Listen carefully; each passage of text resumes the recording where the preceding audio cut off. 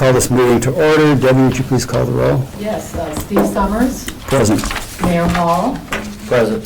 John Brown, Present. Mayor Williams. Present. Mary Alice is not here today. Mayor Finan. I'm here. Alicia Beck. Here. Jennifer Locke. Jeff Wilson. Here. Mr. Brown is not here. Mayor Page. Here. And Tina Wilcher is not here. Thank you. Okay.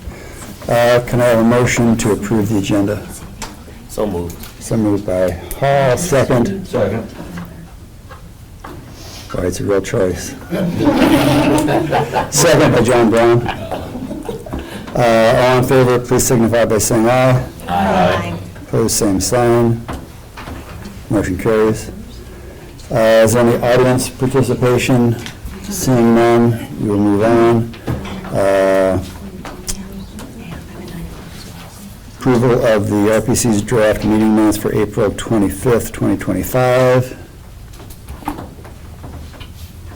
Can I have a motion? So moved. Second. Okay, motion by Finan, second by Beck. Any discussion? Hearing none, all in favor, please signify by saying aye. Aye. Opposed, same sign, motion carries. Consolidated financial report. Ryan is not here, so I guess Tammy will be filling in. Good morning. All right, good morning. For the March financial report, the fund balances are fairly consistent compared to the February report, with the exception of ICERT.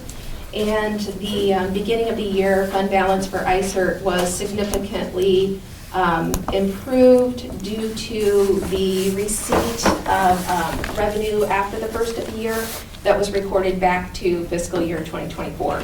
And you can see that carries through to improve the fund balance deficit at the end of March. And for the new commissioners, just for you to know, we largely work on a reimbursement basis.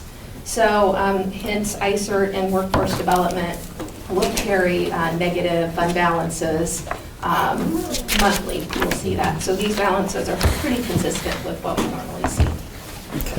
Question? Yes. Thanks, Go Tammy. ahead, Jeff. As a new commissioner, I'll ask the new question. For the negative fund balance here for workforce development, ICERT, that's recovered at the end of the fiscal year. You say it's reimbursable. Can you explain that a little bit more? Sure. So, we provide services and then we submit drawdowns for funding. And so it's just that reimbursement usually comes like a month, sometimes, a little less or a little longer. And so we're just, continuously carrying the fund balance until we're reimbursed. But it's always going to be a consistent negative. Because there's no supporting, fund balance to remedy that deficit. Right, no remedy other than reimbursement. Correct. Okay, thank you. Go ahead, Vanessa. I will add, though, for ICERT, even though it is consistently behind, but I think this year was particularly exacerbated due to delays in federal funding being released, particularly the bipartisan infrastructure law funding, but we're now assured by the state that those funds are now being released to the state of Illinois. So for that funding, we have been reimbursed in February. We're still waiting on March, Do we all- and we just submitted April. So it's usually 30, 60 days later. For that funding, we have been seeing longer delays, even actually more than 60 More than days. 60. But yeah, as Delizzo said, that, that has been caught up, and we're hopeful that will remain that way. Okay, thanks. Any further questions? Seeing none, can I have a motion to approve the March consolidated financial report? So moved. So moved by Hall, second. Second. All right, second by Page. Any further discussion? Hearing none. All in favor, please signify by saying aye. Aye. Opposed, same sign. Motion carries. All right, the list of bills. Tammy, are you picking up this as well? Yes. All right, thank you. So these are the list of bills for April, and there's not really anything unusual to report here. Just pretty much status quo based on our regular operations. Okay.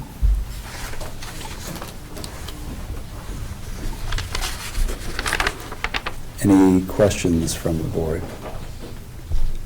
Sorry, I did not have enough coffee this morning. Did we also, we already get a motion to it? Okay, all right, we'll start over again then. Motion, okay, we do have the motion to approve the financial, consolidated financial, excuse me, for the consolidated financial report. We've not done the list of bills. So moved. All right, so moved by Beck. Second. Second. All right. All in favor, please signify by saying aye. Aye. Opposed, same sign. Motion carries. Thank you.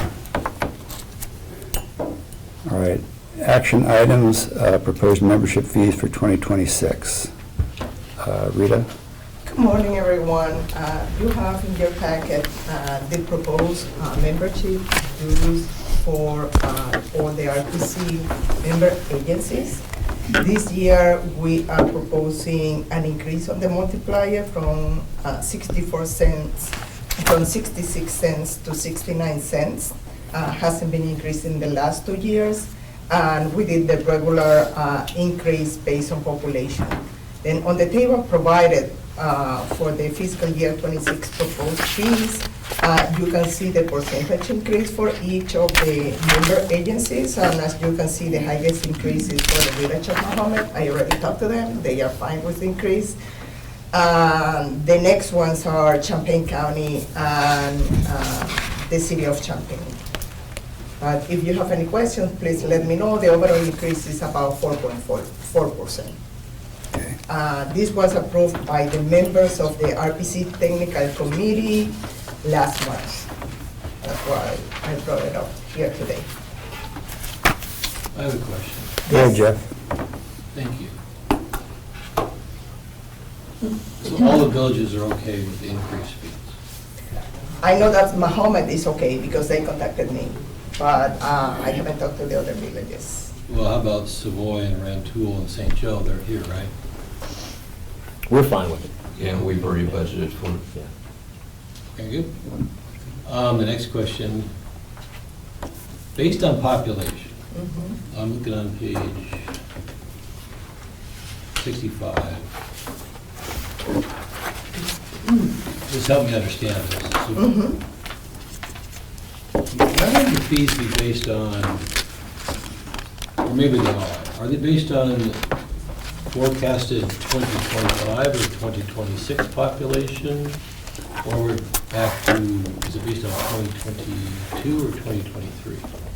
These are based on 2023 because this was the last set of population numbers provided by the U.S. Census. And there is an agreement that will use the official census numbers. We know, for example, that Urbana did a special census. There was an increase in population, but that hasn't been reflected on the U.S. Census Bureau. Then that will be reflected next year. And even today, on the News Gazette, there are changes on population. Then Yes, if we yes. use the last ones, then we'll be changing constantly. That's Well, why I'm just curious, so it's really benchmarked to 2022? 2023. Or 23? Okay. Yes. All right. And does this change every year? The population, yes. No, the fee. The fee change based on population, or changes in population. Okay. We don't always change the base multiplier. As I said, in the last 2 years, we didn't change it. This year, we are changing it. But based on population, every year, we change the numbers for membership. All right, thank you. Further questions? Seeing none, can I have a motion to approve the proposed membership fee for fiscal year 26? So moved by Rock, second. Second. Second again by Beck. All in favor, signify by saying aye. Aye. Opposed, same sign. Motion carries. Program updates. Let's see, Becky is not here. Brandy. Good morning, Commissioners. Since my last meeting with you, the enrollment report for April increased, and I'm happy to report that in Champaign County, Head Start is at 90% enrolled. Early Head Start is at 87% enrolled, and then Early Head Start expansion is also at 90%. So we are moving upwards, and that is all because of our staff vacancies. We have a healthy wait list for children, so that's not an issue. It's just finding qualified teachers who can support those classrooms. But that, those enrollments are increasing, and that's really great for us. In the Ford, Iroquois, and Vermilion counties, Head Start was at 24% enrolled, and Early Head Start was at 53% enrolled. Now, knowing that we started in November, we are still struggling to find qualified teachers, and it's a really difficult area.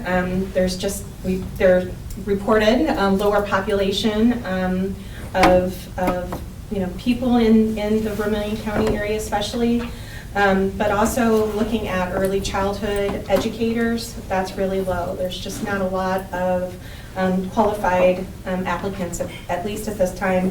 We are working with Becky Kruger and her human resource team to branch out.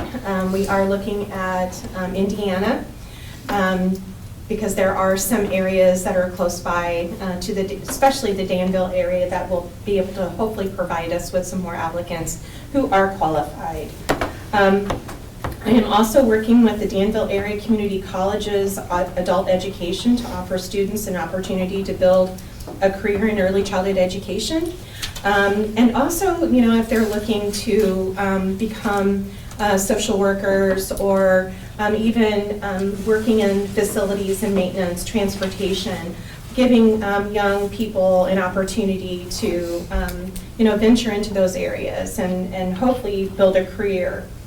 Also, we are continuing to recruit family child care and child care center providers for the purpose of increasing our enrollment and building partnerships within the communities in these counties. As always, the management team is working closely with the human resource team to reach and recruit qualified applicants. As you are aware, the situation at the federal level is it's still very fluid. But there is good news for Head Start. We have bipartisan support to continue Head Start services with no changes in funding. We do hope that, when the actual budget is approved, we are still staying strong with no changes in funding. If anything, I hope we get an increase, especially for cost of living, because this last year we did not receive cost of living adjustment. We are confident that the Head Start will remain in communities to offer comprehensive services to children and families. That is all I have for you this morning. If you have any questions, please let me know. Melissa, just to add to the bipartisan support that you referenced, there was a Dear Colleague letter in the House by House Republicans, and we have 3 Republican members, as you know, in our congressional delegation. 2 of those signed on to the letter, and that's Congressman Bost and Congressman Darren LaHood. So we're happy to see that a couple members of our delegation signed on to that GOP Dear Colleague letter. Further questions? Jeff, go ahead. Thank you. Couple questions and a request. When I'm looking on page 70, unfortunately, there were some involuntary terminations. Mm-hmm. And it looks like that was 25% of those that left. Is this typical or atypical? We always, I would say that it's atypical that we're eliminating or terminating employment. Typically, employees are, either moving on to a different position or moving to the school district. That's what's more typical for us, is that they move to another school district. But terminations are atypical for us. Okay. Obviously sad always, right? The next question is, what's the standard ratio between teacher and student? What's your target? Yeah, so in the preschool classroom, so that's 3 to 5 years of age, it's 1 teacher per 10 kids. 1 per 10. But in our case, over the years, we have increased our enrollment of children with disabilities. And we also have a lot of children who have experienced trauma, so they have some challenging behaviors. And that does increase the need for support in the classroom from adults. So about, 3 years ago now, we did a reduction and decreased the number of kids in a classroom. And that was also supporting that request from the teachers. It's very challenging. So instead of having 17 to 20 kids in a classroom with 2 teachers and an aide, we now have 15 children in a classroom with 2 teachers and an aide. It is helpful to have that reduction, and especially be able to provide more one-on-one support to those kiddos that need it. Now, for infants and toddlers, we have a mixed age group, so we have anywhere from 6 weeks to 3 years of age. And so that is 1 teacher for 4 kids. So we have 2 teachers and an aide in the classroom. And for that ratio, that's a requirement by the Office of Head Start. Okay. Yeah. So there's a federal requirement and then a practice, right? Well, the practice, we also have, DCFS, so Department of Children and Family Services, there is a ratio. The Office of Head Start is more stringent, so that's where the 1 to 10 comes into play for Head Start. And also for the 1 to 4 in early Head Start. Okay, good. Thank you. Thank you. You're welcome. Then, 2 more items then. That's okay. On page 72, which is your indicators, your green, yellow, and red. The way I understand the indicators, then anything less than 100% is going to be a yellow or red. Is that for the outcomes? Yeah, this Head Start vacancies by location. Oh, for the vacancies. Yeah. So, yes, we expect, we would like to be at 100%. And that's green. That's a green, And then yeah. if it's less than that, it's yellow. Absolutely. And then the threshold for red looks like around 50%, you think? Yes, Okay. yeah. I mean, if we don't have the teachers, we can't keep classrooms open. Yeah. And just to give you an example, in Rangeville this morning, I got a call around 6 o'clock that one of our teachers called in sick, and there was another one who had an emergency, a family emergency. So we had to close one of the Head Start classrooms. And that's unfortunate. We don't have as many as we do with substitutes. We do have a good, healthy list of substitutes, but they're mostly here in Champaign, Urbana.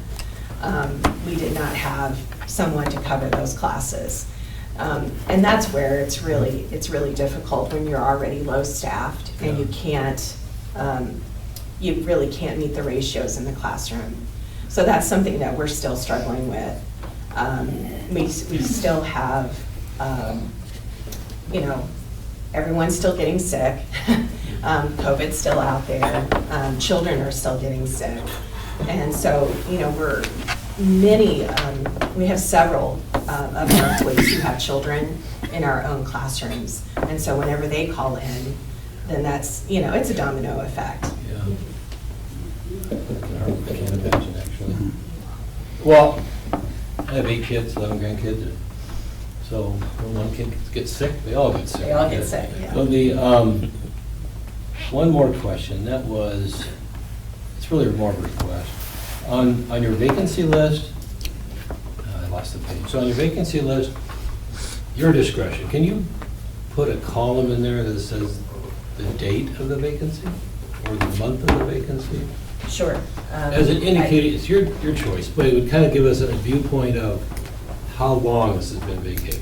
Because I know on our county board meetings, right, for staffing, we have 7 million people vacant, no, not really, about 40 people that are vacant. Yeah. And then each department says when that vacancy occurred, and then maybe if it's over a long time, then maybe try to raise more concern or more action that we could do. Is that, if you're okay with that? Yeah, I will talk to Becky. Becky is the one that provides those reports, and so I will make sure that we converse and get that into the next report. Sure, your choice, it's just a recommendation. That's a good suggestion. All right, thank you. Any further questions from the board? Thank you, Brandy. Thanks. Let's see, for community services, Lisa is not here. Rita, planning and community development. Okay, I'm going to start with a piece of good news that we have been waiting for 6 years. It's related to the Champaign County Area Rural Transit System, C-cards. In February, we received 3 vehicles. All 3 are currently operating. They started to operate at the end of April. And next week, we'll be getting 4 new vehicles. That hopefully will have operating in July. The 4 that are coming next week, we have been waiting for them since 2019. And these were vehicles that were supposed to be paid by the county and get reimbursed. We were able to work with IDOT, and IDOT is paying for the vehicles, and the county will not have to pay for the vehicles and get reimbursed. We are still waiting for 4 more vehicles that hopefully will be coming at the end of the year, and with that, we'll have a whole new fleet of C-cards. We have been waiting for this for 6 years. Also, I want to let you know that in April and May, we provided, as part of the RPC services, a training on GIS, a census tool that we developed, and several other tools that we have developed over the years to the staff, planning, engineering, GIS, from the different member agencies. Staff from planning and community development and data and technology, the training for them, 3 days, and hopefully the staff from your agencies will be using the tools that we have developed, because now they know where they are and how they work. The only agency that didn't attend the training was San Joe, because they don't have staff, planning staff in place. And lastly, I'll go with the bad news, if this is good news. As you may know, we received last year Safe Street for All grant, $1.25 million. And we signed the agreement with the US DOT in August of last year. However, that agreement wasn't fully executed because there is a portion of the grant for conducting a demonstration project on North Lincoln Avenue. And they didn't want to fully execute the agreement until Urbana got the clearance for the NEPA process, which is the first step in the process of doing construction. Then, considering that, I received an email yesterday morning from Federal Highway Illinois Division that the Office of the Secretary is starting to approve activity on grant projects on case-by-case basis. This is for these kind of grants. They are reviewing the projects, and they will let us know if we can proceed with certain activities related to that project, or if the project will have to be changed or will be removed completely. Then at this time, we continue to work on developing the safety plans, because IDOT, which is part of the scope of services, because IDOT provided the local match, and they authorized us to do those kind of tasks, but not the full scope of the grant at this time, because we are waiting for Federal Highways approval of the funding for us to fully execute the agreement. Then finger crossed that we'll be able to maintain that funding to do all the tasks related to this project. Questions from the board? Do you have a contact in OSD that you can reach out to? I will talk to you after the meeting. Okay, great. Thank you. Further questions? Thank you, Rita. Moving along, workforce development, Justin. Sure. Morning, everyone. I have a couple updates. I'm going to try and just run through them, but you can stop me if you have a question.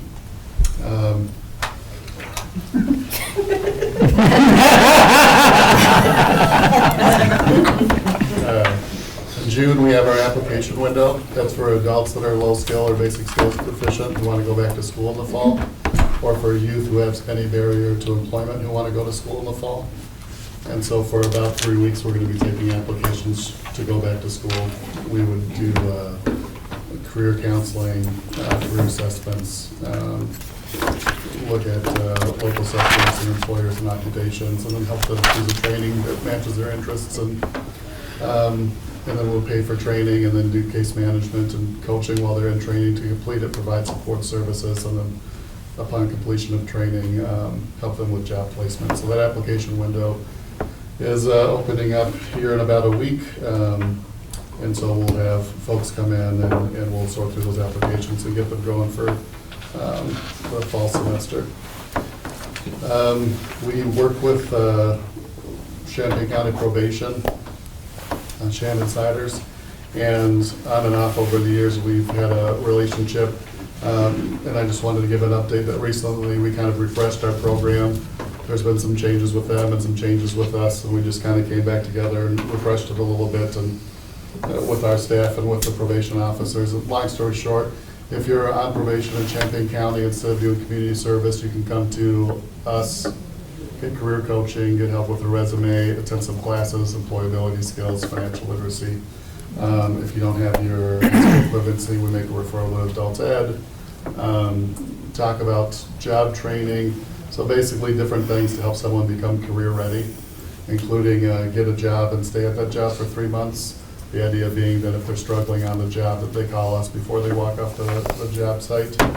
And so that is kind of being refreshed. I went and reminded the probation officers this week sometime about that, and there seemed to be some interest in continuing to make referrals from probation to us.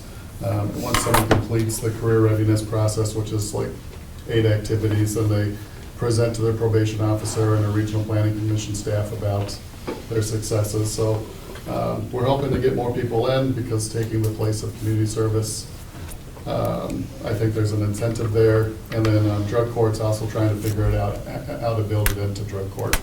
And if it does go in that direction, then we would probably pull in the Illinois Department of Human Services Division of Rehabilitation Services, because they work with folks who have disabilities, and some folks in drug court have disabilities. So I brought in our DOORS person locally that's in Champaign, and we've started a conversation for if we go in that direction with drug court. So good relationship there. Third update, as I've said, over the past couple months, we're thinking about adding education as a target sector to our region. Why that matters is because different programs are tied to our region's plan, and the target sectors that are approved,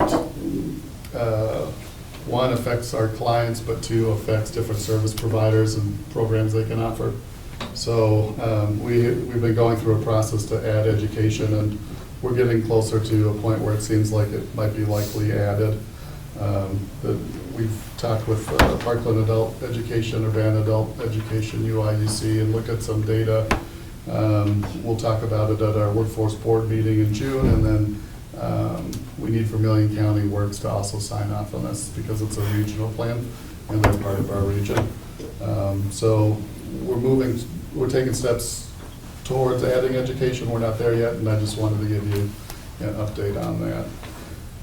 2 more quick updates. One is, so there's a Department of Commerce and Economic Opportunity, and then under DCEO is the Office of Employment and Training, and then the CJA office. DCEO with OET and with CJA, OET oversees workforce development, has been wanting to figure out how to engage manufacturers in central Illinois, so Springfield, Decatur, Normal, Champaign, bringing together workforce areas, community colleges like Parkland and Richland and Heartland, and then bringing together CJ hubs. So we were working with them to try and kind of figure that out over the past 2 months or so, and it's starting to look like what that's going to be as a project that RPC leads, where we're funding some staff and 3 other OEAs, and then trying to bring together CJ hubs and community colleges with IMAC. So I want to keep you posted on that because the memo will go to the county board pretty soon, probably for a grant that's going to focus on that. And then I've been talking to Parkland and keeping them up to date on the direction we're trying to go in with that project. Lastly, Representative Bazinski wants to understand the lay of the land with workforce development in Illinois, so she's doing a Illinois Workforce Summit on Thursday. So there's going to be some panels on the public workforce development system, which is what I do, community colleges, career tech ed in high schools, and then industry partnerships. So I'm going there as a representative to speak on the workforce panel. The idea is she wants to understand what's happening in these different areas and then bring that information to DC. So we'll share with her the good things we do with youth and adults and employers and communities, and maybe she'll take it from there. So that's all the updates. Thank you. Any questions? Question or comment? Jeff? It's a great idea with JDC. So was that your idea, or how did you come up with that? Well, it's probation. We are in the juvenile detention center. That's a separate issue, but with probation, that was me and Shannon talking after community coalition meetings. So, Just kind of brainstorming what to do? yeah, her interested in helping folks on probation, me interested in career services and people from different backgrounds, and we just kept going back and forth until we kind of found something that made sense. You think that has legs or not, Pat, to choose community service over education? What do you think? For whatever reason, we've struggled over the past year or two to get a lot of interest from people on probation. I'm not 100% sure why that is. They're going to try and make stronger referrals through probation, and then they brought in the prosecutor's office this past week and tried to get them to kind of support the idea of it, maybe pre-sentencing. So maybe there's a way to make it more, I think right now it's not required, it's a suggestion. And I think maybe trying to go down a path where it's more required and less of a suggestion would probably be helpful. Yeah. But we'll see. Right, thanks, Justin. Yep. Yes. Sorry, I don't want to waste your time here. As a former public defender, I can tell you if you talk to the public defender's office, that will get way more legs if it's suggestion coming from the prosecutor. No. But if it's coming from their lawyer, Yeah. that's going to be a much better one. Also, drug court's going to double in size over the coming months and years. That's what I was But saying. is it going to, do you have the manpower if there is more involvement from drug court? Yeah, we talked through that. I think right now they said, like at one time, these were small numbers, I thought, 35, and would go to 70. And so when we talked about 70 people needing to complete a series of, 5 to 8 activities over 6 months, you can kind of spread it out a little bit, and we could probably, I think it would be doable. They're all incentivized to work appropriately Yeah. well with lots of oversight. Yeah. So, okay, great. Anyone else? Thank you, Justin. Data and technology, Tyler. Just a few updates for data and technology. We are prepared to go live with our AKS cloud migration. We're going to be tentatively scheduling that for the weekend of June 7th. We're continuing to work on 3 PCD grant projects with Rita's team. One of those includes the Sidewalk Explorer tool, which we are about to begin our summer data collection, and we'll be collecting in St. Joe for the first time this summer, which is very exciting. We are also going to be sending a couple of our staff to the June 27th Illinois GIS Association Regional Conference. It's to discuss community GIS, and we'll be presenting on our open source solutions, a lot of which were built for Rita's division that help the community with open source GIS tools. We are very close to signing a copier contract with the county, and we are currently working on our tech support vendor RFP, which will be ending at the end of this year. And I'll take any questions if anyone has. Thank you, Tyler. Paul Francisco isn't here for indoor climate research and training. Tammy. I am happy to report that we have hired a finance director, and we are solidifying the start date, but I expect that it'll be mid-June. This individual comes to us from the U of I. He has a CPA and 12 years of experience, so hopefully will be with us the next meeting. Sounds like you got qualified. Just an update, I know Lisa's not here, but this is really a project that she was representing RPC on. Along with the county, we invested $700,000 of our ARPA Emergency Rental Assistance funding in the Tucker Glen Phase 2 project. I know the city of Champaign also contributed to that project, and it was an $18.6 million affordable housing complex with 56 units. So that was structured as a 40-year loan. So we do expect those funds will come back in 2065. But we also will receive a portion of the cash flow from that project starting in 2038. And all funds that come back in will have to be reinvested in affordable housing. Just an update on the federal drawdown processes. I can't remember, I think maybe Delizzo might have mentioned it at the last meeting, but there is additional support that is being required for federal fund drawdowns. So far, RPC hasn't experienced any significant delays or concerns, but our fiscal staff is monitoring that and reporting to administration, letting us know, if we encounter any difficulties. I know we've had to resubmit some things, but after having resubmitted, then the drawdowns are approved. Our current strategic plan ends at the end of this year, so we are getting ready to undertake a strategic planning process, and we have engaged the Illinois Association of Community Action Agencies to assist us with that. Roger Pavey, who is the president and CEO of that organization, will lead us through that process. And he's got a significant history in community action, and he understands RPC's structure. So I think that's going to be a good fit for him leading that. So we're going to kick that off on June 6th at our senior management team summer retreat. And after that, we will be setting up a time for him to come and also meet with the commissioners for your input as well. And the last thing is an update on ICERT facility search. I know last month I let you know that we had looked at Brookins, the team, ICERT team, the CEO had looked at Brookins. Also the space adjacent to Hobby Lobby. So DCEO has approved for us to engage the architect to do an analysis of both spaces, make a determination with high-level cost estimates of what demolition and construction would look like. And so we have tours set up again next week with the architect to come and look at both of those spaces. And that is all I have to report.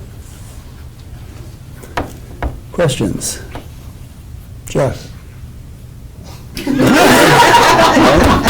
Okay, just so as anticipated. You are so wonderful. I do have some things I want to say later, but what is it? How do you do what you want to do? Whether you want to do Brookins or next to Hobby Lobby? Who makes that decision?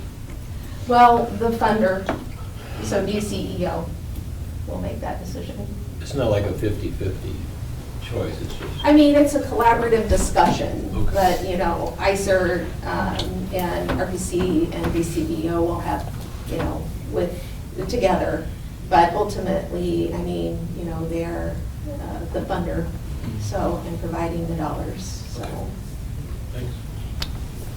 Alicia? So with Brookins as one of the locations that we're looking at, so what, I mean, I guess I'm trying to understand, and I guess there's the gymnasium and that sort of thing. That's Is the that- location, Is that, yes. yeah, is that where, like, we're thinking, because I know that there's like plans to build a house inside of the Yeah. building.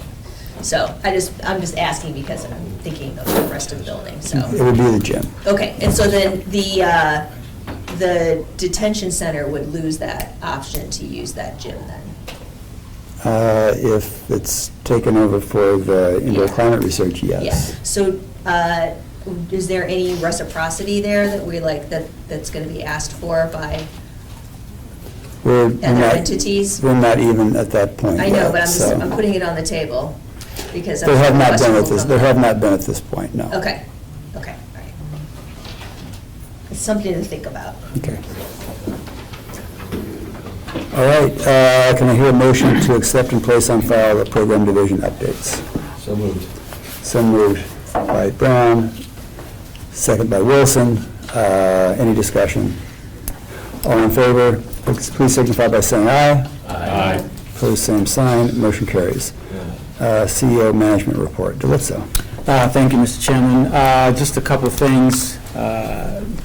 Sometime next month, we're going to have a virtual town hall meeting with RPC staff to particularly go over just the federal funding and how everything works. We do provide regular updates to them, but as you can imagine, when you don't really work in that area and you're fearful for your job or the work that you do tend to have a lot of questions. And so we're going to have that town hall meeting in June, and the gentleman that Tammy referenced in relation to the strategic planning efforts, we'll do that jointly with him, and hopefully it'll be helpful to the staff just to try to understand, for instance, budget resolution versus appropriations. I mean, we don't want to get too much into the weeds, but just to provide them with the information that they need to understand where we stand right now with funding. The other thing, too, just to build on something Tammy talked about in terms of drawdowns, I think there's maybe only 3 or 4 programs that we receive funding directly from the feds. So Head Start would be one. We have some HUD grants, maybe some Department of Energy grants. And then the last one would be the funding that we had been holding for the emergency rental assistance. Those were direct funds from the federal government. The rest of it, even if it's federal funds, it's funding that flows through the state. So Justin's funding is through DCEO. The LAHI program that we report on, that funding flows through DCEO as well. So for the last few months, the Community Services Block Grant funding, which we use for various activities here in the community, the state was owed 2 quarters of those funds. And just this week, in fact, yesterday, we received word that the feds have released the 2 quarters of the Community Services Block Grant funding to the states. And so things are flowing. It's taken some time, but things are flowing. The last thing, so on the audit, this commission, I'm trying to remember when that letter was sent to the county board. Do you remember? 2 weeks ago. Which one? No, the first one. The first letter was about January, maybe? Yeah. Well, I don't think it actually, we did get all the signatures in time to get it to the board until maybe February. Or Right. You signed it in January. We read it in February. Okay, January. So, and county executive is here, and we've got some county board members, but that letter, I think, was well received by the county board. It was entered into the record, and some actions have been taken by the county board, not just because of RPC, Yeah. but we were certainly a major stakeholder in that. And I did share with the commissioners that now the auditing function, at least for the FY24 audit, has been shifted to the county executive's office.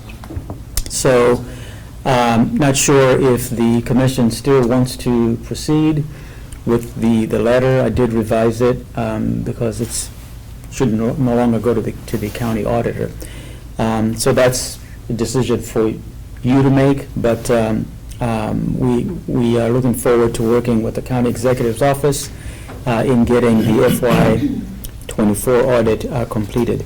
One thing that I hadn't shared, and I'll share today, is that we did negotiate with DCEO, which is our cognizant agency, meaning we get most of our funding from DCEO, to revise their memo as it relates to the audit. So in other words, when the audit is late, DCEO is who essentially initiates, well, I don't want to call it punishment, but they're the ones who initiate consequences to organizations that are behind with the audit. And given the fact that as a public entity, we don't control the external auditing functions, and that resides within another office of the county, we were able to, we're not fully exempted, but there's some additional time that's given to us, and we would just stay in contact with DCEO. So I will share that revised memo with the commissioners, but it gives us a little bit more time, but again, we still would be on the hook if the audit is severely late. So that's it. You and I had spoken ahead of the meeting about whether or not to release the press release. Actually, I think that would be very helpful, because sometimes there is some disinformation in the media as to the reason that county board takes actions, and I think that might provide some clarification to the public as to the rationale for the move. So I think that would be very helpful. So if we'll send out the letter for signatures. Can we just sign it now? I have it here, yeah. Why send it out if we're just here? No, I'm gonna pass it around. All right, any other questions for Delitza? Jeff? Thank you. I read the revised letter, it makes a lot of sense to me, but my question is the following. And I'm glad Steve's taking the lead to help resolve the audit concerns and getting the audit resolved. The question is the following. So I have a spot on WDWS with Brian Barnhart, 9 o'clock on Thursday. And we had discussed, I think at our last meeting, how public we should make this public. And, or various letters to the editor, et cetera, et cetera. And I think where we're headed now is, this memo, is it also going to be a letter to the editor also? It is a letter to the editor. Okay, fantastic. And that gets published when? So if we send it in today, it's published on Tuesday, today's the cutoff, yesterday's the cutoff? Because that'll decide when they're going to run it, honestly. Okay. So my question to everyone here, one, I would still like to keep the appointment with Brian Barnhart at 9 o'clock, or a penny for your thoughts. What would you like to see discussed at that meeting? I want to hear what you want to say, and then I have an opinion. Thoughts from the commissioners? Go ahead, I Deb. mean, I guess I think that county board is taking steps to resolve it. So the urgency that I felt a month ago is very different about how I feel about it today. There may be political reasons or other reasons that we want to amplify the fact that the county board had to take it over. But as I sit here as an RPC commissioner, my only concern is that it get done and that it doesn't jeopardize our funding. And if the county board is going to take the steps to make sure that that occurs, which it sounds like is going to, then I don't know what you say on Penny, unless you want to take the political route, which would be your choice, but I don't think could be endorsed from a RPC commissioner position, because the county board is fixing it. I would like to point out that while we're taking steps to stay out of the situation that we were in last year, it's even stronger than unlikely. The audit will not be done on time. So the goal is to get it done by the end of December, because we're starting at a point that is significantly farther behind than we were last year. So there may well be questions coming up as we get closer. Well, the audit's not completed. Why is the audit completed? I think providing some background information for the reason why is important. And so that, yeah, I mean, I think that's great. And making sure that people are aware that if it is late, it's not the county board's fault that it's late, that they're trying to fix it. CLA has told us it will not be done on time. They've looked at where we're at, and they are confident that we can get it completed before the end of December. So I would view that as a win if we're able to accomplish that at this juncture. So, and then having whatever data we have from RPC about what that jeopardizes if it's not done on time. Any other thoughts for anybody else? I have one. You and I have talked about this previously, but I'll share with the group.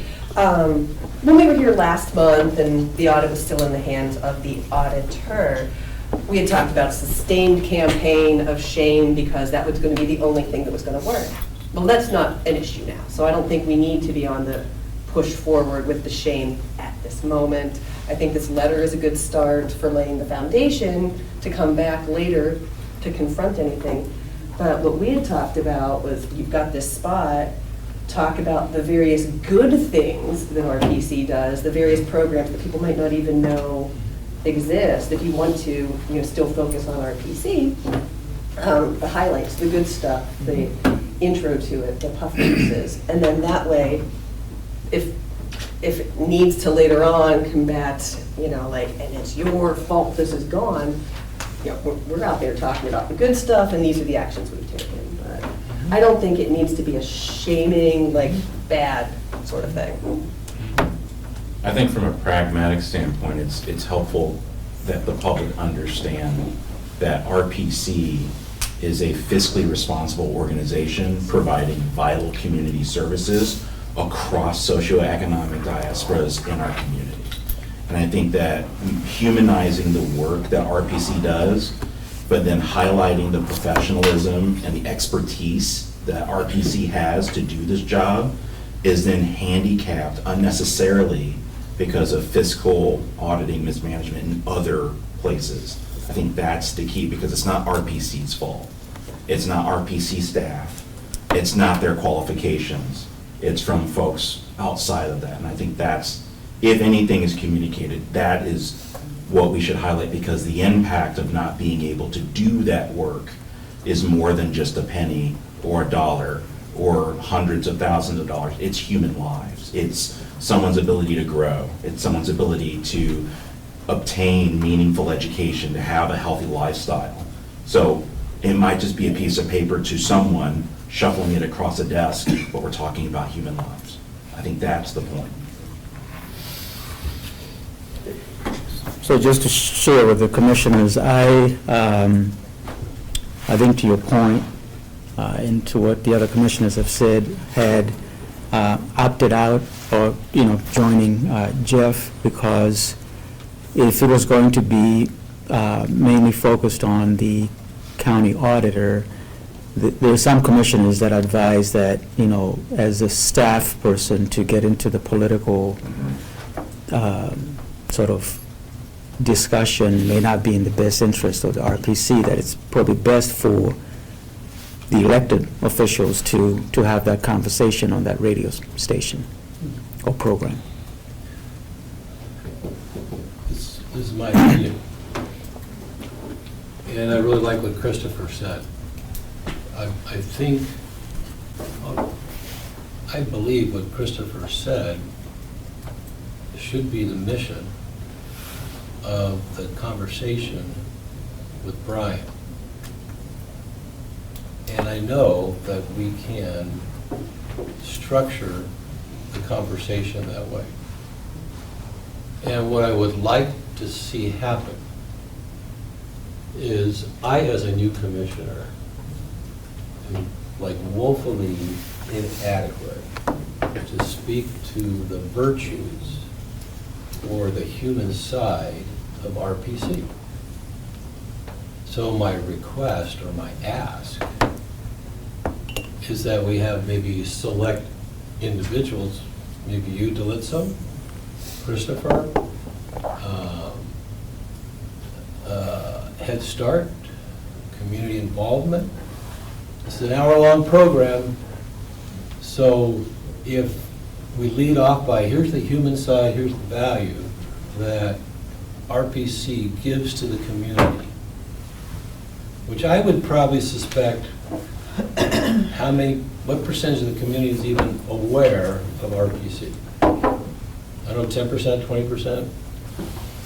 That they probably don't know it as RPC, they know it as LIHEAP, they know it as the Yes. homeless services, they know the individual services that they use, C-carts, other things, right? They don't understand it as a entity. Thank you. They understand Justin's work, you know? Yes. And I sort of do too, but so anyway, so Alicia, that's great. So that's my vision. I would like to see that happen. I believe we can make it happen. And then a part of the fiscal responsibility, it's just a line item, it's just a statement that the fiduciary responsibility of the RPC from a fiscal standpoint is managing the funds appropriately and taking care of them in the best practices that we have. And I would maybe just leave it there. I actually would leave it there. And then, if there is a question from the public, because we can't control who makes the phone calls, who sends a text to Brian, can't control that. But when that comes in, then there's a question, then we respond appropriately based upon our current understanding of how we're moving forward on the auditing side. Can we agree to that? Is that a great idea? What do you think? I am concerned, I think it's a different appointment. I think there's an appointment with Brian to talk about RPC, just like our city manager goes on and talks about the city. And Delitzo could do that, or Delitzo and one of the commissioners could do that, and we could talk about how awesome RPC is.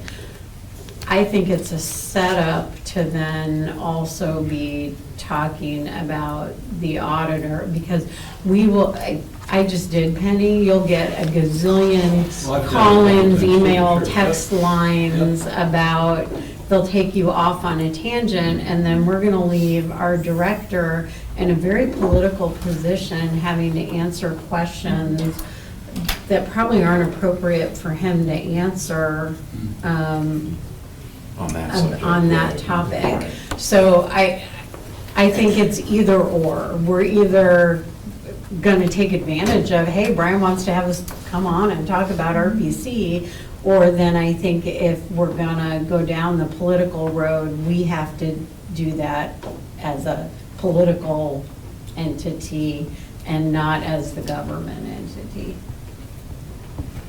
I agree with that, and I think that, if you're looking to use your time wisely there, I would concentrate on county issues that you want to concentrate on. And if that includes the auditing piece, then that's appropriate. But it's not something I think that would be a stage that RPC needs to necessarily be elevated on.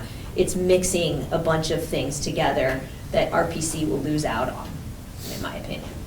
So I appreciate the willingness to go on and talk about the things that need to be, put out into the world about RPC. But I think that a start is this letter that will be put into which I believe will actually be published, although you never really know. No. But I think that that's a start, and I think that if we do feel as an entity that it's important to kind of proselytize a little bit about what it is that RPC does, that we can come up with a plan that would do that. And I would look to our director to kind of come up with a strategy that you think would be most appropriate for commissioners to participate in that way. I mean, I talk about RPC all the time to people because there's a lot of great things that RPC does that people don't really understand that it's the organization actually doing it. And I think that, there's a lot of opportunity there to educate the public, but I want to make sure that we do it in a strategic fashion that meshes well with all of the things that we're doing currently, and given the precariousness of our environment in general right now, I think we're wise to be selective in how we actually put ourselves forward as an organization. But I do still think the audit's a problem. Yes, And if you want absolutely. to go on and talk about that, I appreciate that willingness. I just think you have to, I think it's incredibly political, and so we can't ask staff to be part of that.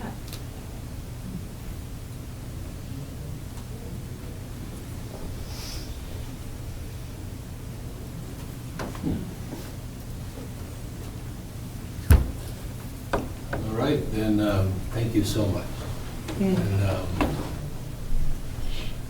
I'll figure out how to navigate through it. Do you need us all to call and text in? No problem doing that. However, I would appreciate it. All right, moving There's a on. benefit to RPC, so I'm just calling and saying that.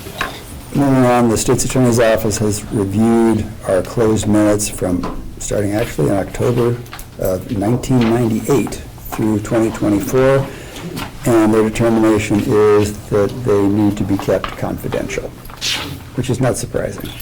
So can I get a motion to keep all of the closed session minutes closed? So moved. So moved by Sam, second. Second, Wiltshire. Second, Wiltshire, thank you. All in favor, signify by saying aye. Aye. Opposed, same sign. Motion carries. Thank you very much. Nominate committee will stay to do an interview of a community member, and for everyone else, this meeting is adjourned. Thank you very much.